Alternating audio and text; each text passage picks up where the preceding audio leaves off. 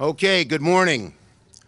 And I'm joined by many of my colleagues from the Democratic caucus, who you'll hear from many of them in a minute.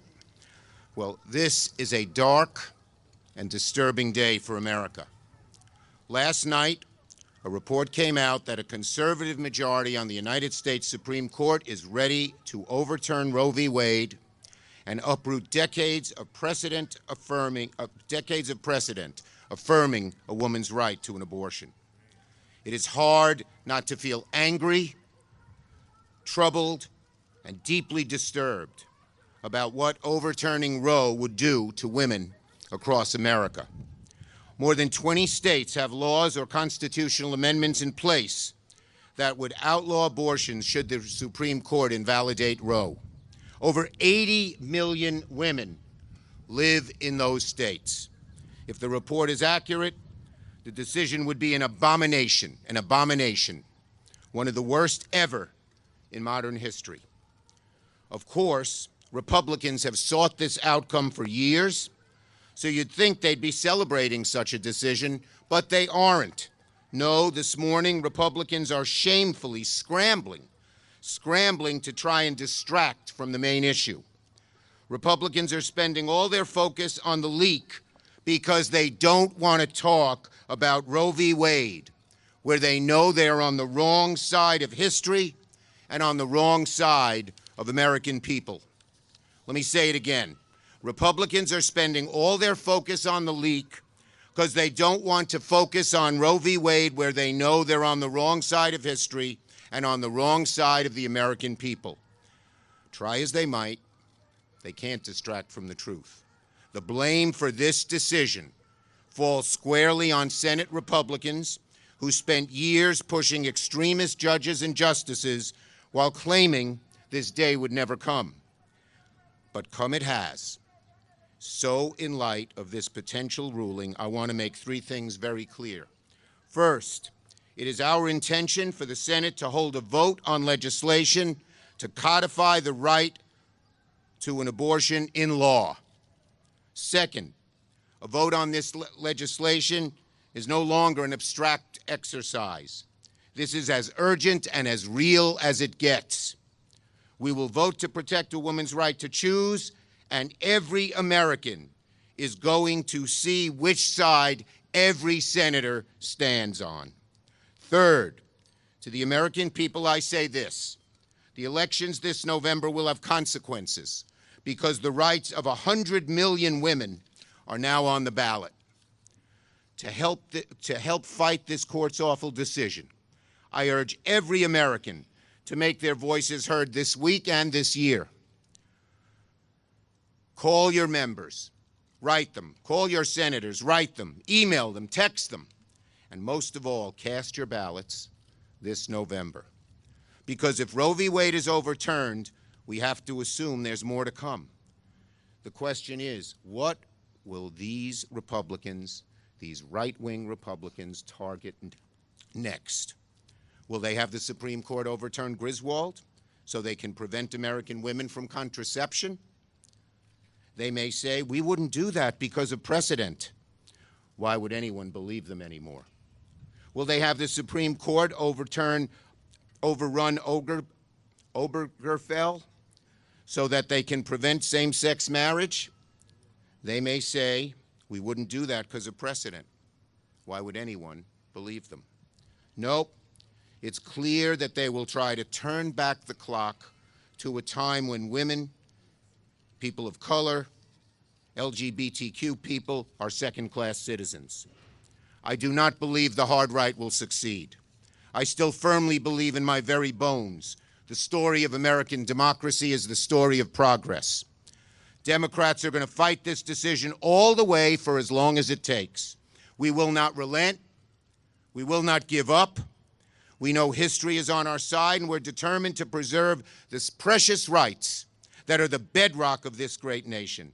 I thank all my colleagues for being here and call on our great leader on so many of these issues, Senator Murray.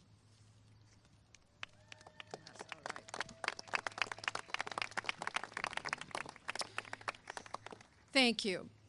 If the report we saw last night is true, that the Supreme Court plans to end the constitutional right to abortion in this country and overturn Roe v. Wade, this is a 5-alarm fire. It is exactly the kind of dangerous outcome I have been warning about and was always the goal of Republicans. They are already banning abortion in state legislatures across our country. They are already planning for a federal ban right here in the Senate. And they already pushed through the far-right justices to overturn Roe and end the right to an abortion. In a matter of days or weeks, the horrifying reality is we could live in a country without Roe, a country where women are forced to remain pregnant no matter their personal circumstances. And yes, we are also talking about situations like rape or incest. A country where extreme politicians will control patients' most private decisions. And let's be clear, abortion bans will not actually end abortions. They will just make them unsafe.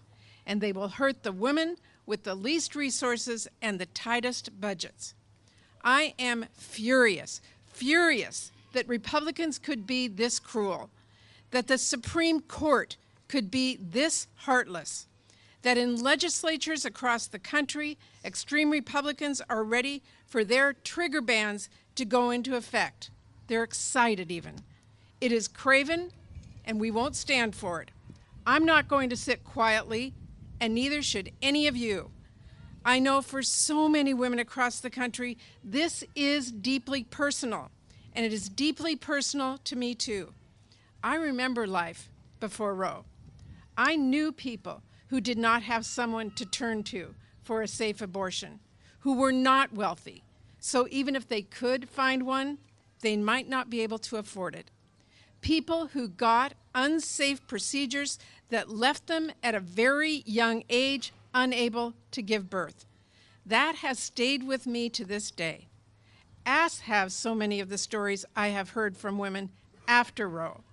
I know how big of a difference it has made in the lives of so many women across the country, which is why I am furious at the idea that Republicans are going to take us backward, that this will be the first generation of women with fewer rights than their mothers. My heart goes out to everyone across the country who is feeling the weight of this news. But I'm not done fighting on this issue, far from it. And I know women across the country are not either. We will not be still, we will not be silent, and we will not back down. And to those who have not felt the weight of this moment yet, who don't think this could happen, who don't think it matters to them, it is time to wake up. Every single person in every single state needs to realize this impacts you, your choices, and your rights. It's not happening to someone else in some other state. It is happening everywhere, and the highest court in the land is preparing to rip away your rights at this very moment. We need to fight back with everything we've got right now. We need a pro-choice majority in the Senate. We need to protect our pro-choice majority in the House. We need to send President Biden a bill that will protect every woman's right to an abortion, and we are going to keep pushing to make it happen. Because women's rights are at stake. Women's health is at stake. Women's economic security is at stake. Women's lives are at stake. Thank you.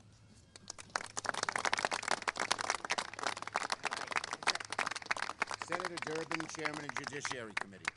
Thank you very much, Senator Schumer. America woke up today to an unusual event in our democracy. The news that a constitutional right is about to be taken away from the American people.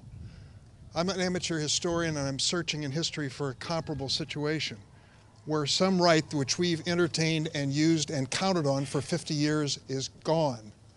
That's what the Alito opinion is all about, taking away that right to choose, that right for individual women to have reproductive freedom in this country. I read parts of this Alito decision this morning to try to absorb what his thinking was, and I was stuck on one point. He seemed to make a very strong argument that since the word abortion is not in the Constitution, abortion can't be constitutionally protected.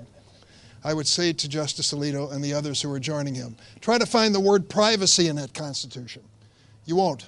It's not in there, but in Griswold versus Connecticut and other cases, we decided that was part of what being an American is all about. If they're going to be so literal in their translation, be prepared, because this culture war is going to take us beyond abortion. It's going to take us into family planning, the rights of those who are LGBTQ, and certainly gay marriage are all at stake in this culture war that the Supreme Court is pushing on the American people now. I guess it's a day of happiness for Senator McConnell and others. They've been focusing on changing the federal judiciary. Look at the lengths they went to make sure they got an extra vote on the Supreme Court. To leave the vacancy for 10 months after Anton Scalia died, to say to President Obama, no, you were not elected for a 4-year term, you get 3. And on the 4th year, we'll decide whether or not you have the power to fill an appointment on the Supreme Court and fill a vacancy. Well, you know what Senator McConnell did. He held out and he got his wish. Trump won, and he came back with a justice who would serve his political needs. That is the reality of the Supreme Court today.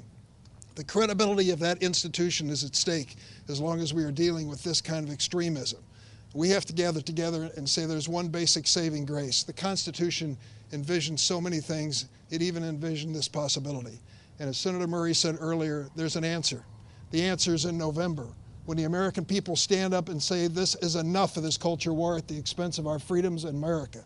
We need to have people representing us in the House and in the Senate who will stand up for basic freedoms and not take them away from the American people. It's a chore we all have now, but I would just say to you this morning, the contours of the November election this year changed.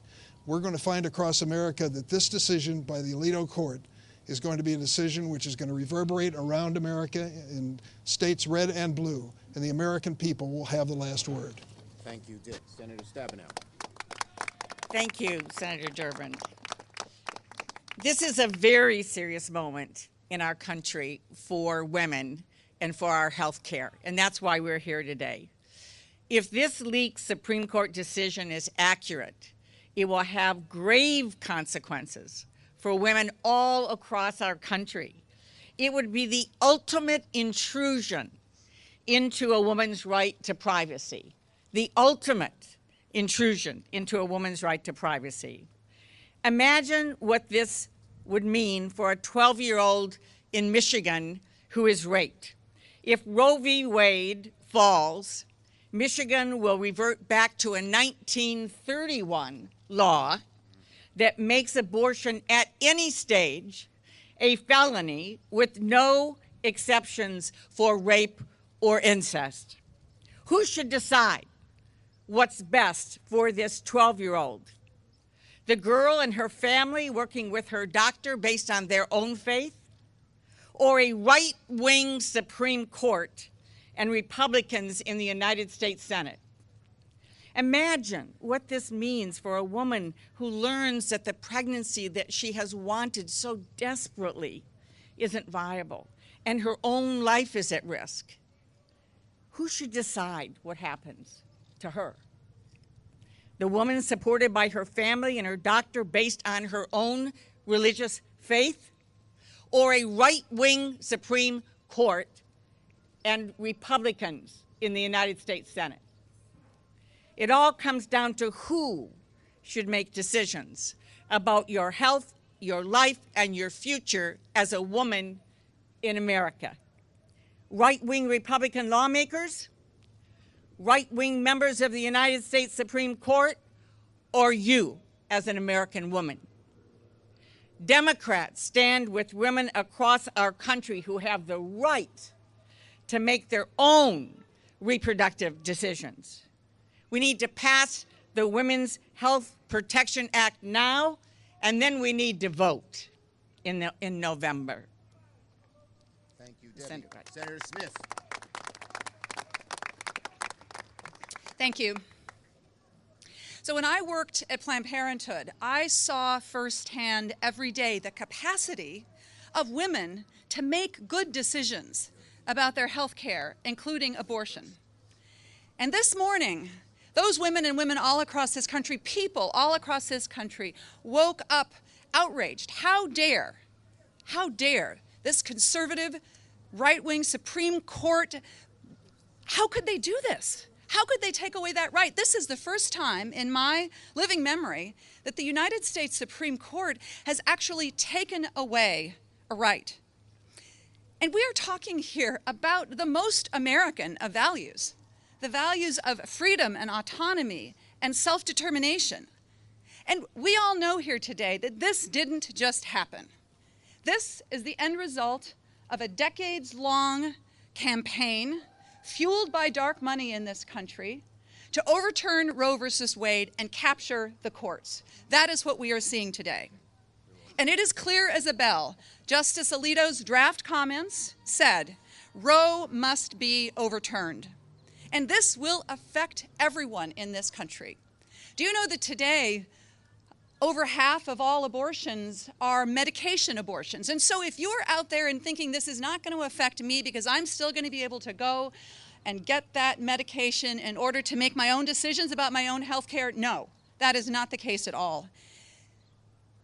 It's hard not to think that people who are supporting this, these Republican legislators are so out of the mainstream, 70% in every state across the country, at least, of Americans believe that abortion should not be banned. So that is the work that we have ahead of us. We need to organize. We need to vote on the Senate floor for what we believe in, and we need to do everything we can to protect this fundamental right. Senator Cantwell.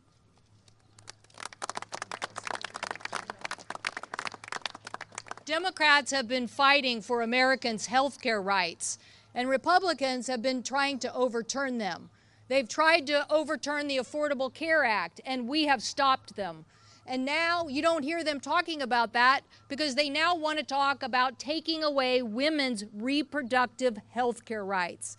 We are going to fight in the United States Senate to make sure that every American understands that 50 years of settled law, 50 years of Republican nominees coming before the committee and saying that they believe this is settled law, to now foist on the American public an invasion of their rights to privacy and pretend that those rights of privacy do not exist in the Constitution. These people are dead wrong. The American people know that those rights to privacy affect so many aspects of their lives. They affect every aspect, whether it's the government intruding on their lives, whether it's other individuals or corporations. They believe that we can make laws to protect an individual right to privacy, and that also is part of determining what we as women do with our own bodies. So the American people, the majority, as my colleague just said, the majority of American people support this policy as settled law. The majority of states support this as settled law. And now we just need a few men on the Supreme Court to come clean about the intentions that they never made clear to a Senate Judiciary Committee, and have our Republican colleagues come clear about this, because they are overturning your constitutional right, and we in America, the women of America, will march to protect these rights on behalf of all of us.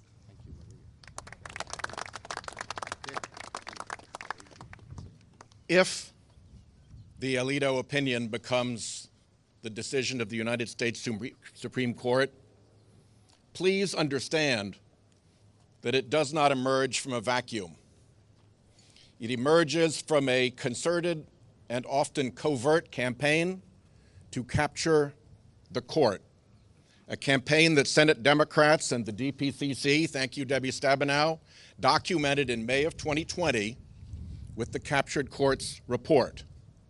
4 months later, we predicted the effect on reproductive rights and chronicled the dark money running behind this operation on that issue.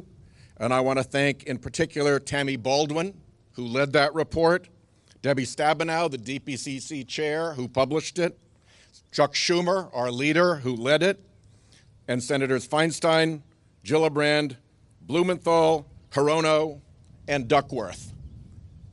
As we fight this, we will continue to look behind the curtain at why we are where we are. Thank you. Our last speaker is Senator Blumenthal. Thank you to my Senate colleagues, all of us Democrats, for standing strong on this issue. I'm so proud to be with them today. You know, I was a law clerk to Justice Blackmun, the author of Roe v. Wade, shortly after the United States Supreme Court decided 7-2, not even close, 7-2, to make Roe v. Wade established precedent as it has been for the last 50 years. And we asked every one of the last 3 appointees on Roe, do you respect established precedent? And every one of them said, we respect established precedent. My question for those men behind those walls and pillars is, did you lie to us? And how do you expect the American people to respect you if you lied to them? Now, this draft language is absolutely abhorrent. The thought of leaking any document from the Supreme Court would have been unimaginable to me as a law clerk. But even more unimaginable would have been the language of this draft opinion, which is contemptuous of the American people and of Congress. They can change the language. They can dress it up. They can smooth the edges. But the fact is, overturning Roe v. Wade would leave American women abandoned and alone. And it's not just American women. 1 in 4 women in America seek an abortion. Every one of you knows someone, one of you loves someone who has had or needed an abortion. This issue is not a women's issue. Women's health care is a right, but it is about all of us, about our families. And so we know what to do. We need to vote to codify Roe v. Wade through the Women's Health Protection Act, to stop all of the restrictions, the bans, the trap laws, all of the impediments to women having access to health care, and going back to an age when literally women died. Women died seeking abortion. I hope that states will do what Connecticut did just last week and adopt measures that protect patients and providers who defy Texas and states like it, the 23 that may impose the bounty hunter restrictions and the other abhorrent laws, to protect those patients and providers as Connecticut did. I am proud to be from Connecticut, and we should move right away to make reproductive rights part of this November's election. Reproductive rights will be on the ballot, and women will vote, and they will make sure their voices are heard. Thank you. Thank you, Dick. Thank you, my colleagues. We are focused like a laser on getting this vote shortly and on the 2022 elections. Thank you. Senator, what do you say to the Democrats who support maintaining the filibuster? Senator, will you try to end the filibuster to get this bill passed?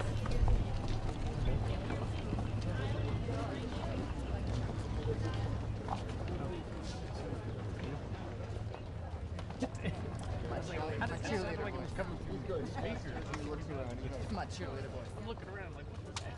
And it's a little risky. Yeah. I bet suck it down. What I do is that.